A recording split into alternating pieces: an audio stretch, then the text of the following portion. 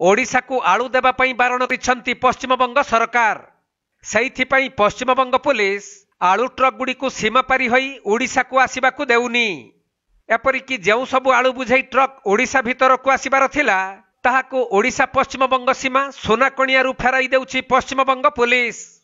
जेमिति आलू ट्रक ओडिशा मध्य को प्रवेश करि न पारे सेथिपई कड़ाकड़ी जांच करुछि पश्चिमबंग प्रशासन।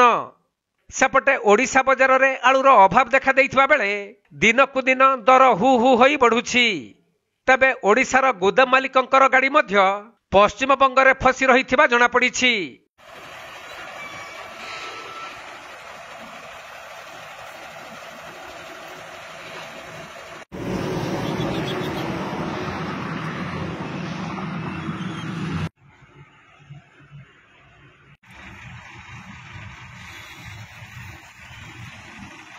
बालेश्वर जिला जलेश्वर जगन्नाथ गुच्छायतଙ୍କ रिपोर्ट कोणार्क लाइव।